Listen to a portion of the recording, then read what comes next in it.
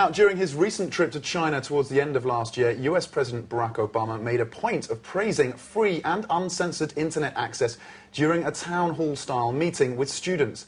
And while the Western press often delight in referring to China's censorship, the issue may now be more than just a debate over free speech. In today's BON feature, we hear from one Chinese analyst who fears that China's continued media restrictions could test already strained trade relations between China and the US. It's not the best start to the day to wake up and find that your favorite websites are no longer accessible. Unfortunately, that's what China's internet users have to face amidst the government's recent crackdown on what's deemed illegal material. At least 700 websites have been shut down or blocked in recent weeks. That's already on top of tens of thousands of foreign online services that have been inaccessible, including YouTube, Facebook, and most recently IMDb, a movie information site. The best way is just we can check, we can see whatever we want, right? Everything's open to us. But now it doesn't seem like that. Shutting down websites is among several methods the government is using to censor the internet. Individuals have also been banned from registering new domain names in China. The move will affect domains ending in .cn, which need to be linked to a registered company. And instead of a blacklist of banned sites, the government intends to create a whitelist of approved sites, whereby all foreign sites would need to register with the government in order to avoid being blocked. One thing that China's internet users do have in their favor is their ability to influence policy on major issues. Vocal majorities on forums and blogs have helped shape government decisions on everything from housing to drunk driving.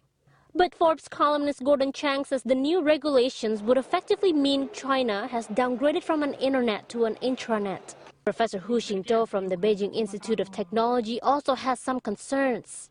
If the internet becomes an intranet where Chinese just amuse themselves online, it won't be good for free speech on the internet, anti-corruption work, or the supervision of people, the internet and the media. This kind of censorship will also greatly damage China's international image.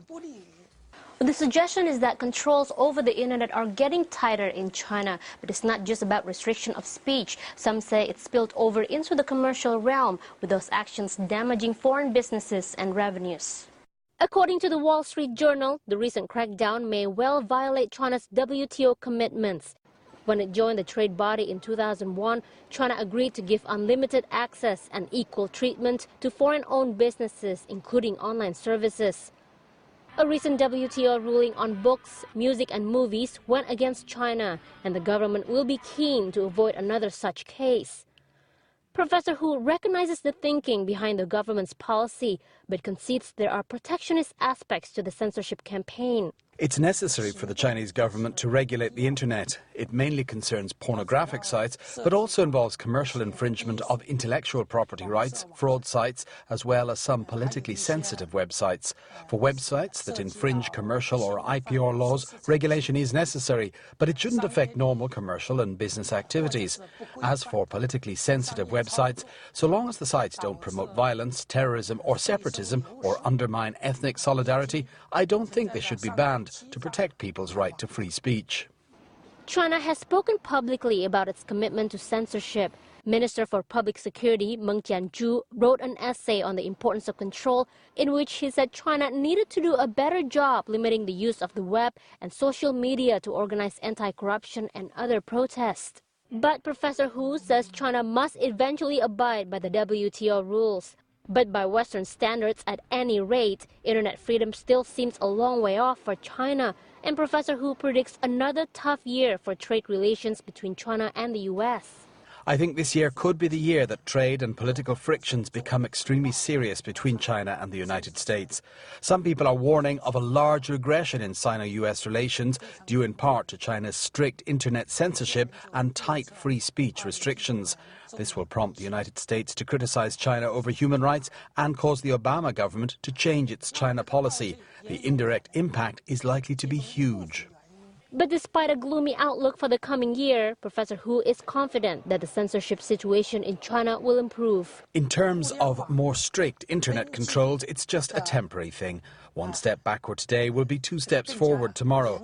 I think the government will continue to ease restrictions on free speech in general, which is good for the modernization of China.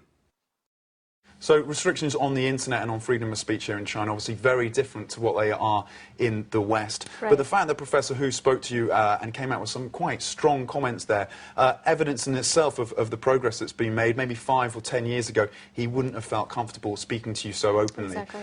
So an indication of change there. Right. Well, don't go anywhere. We have question of the day next.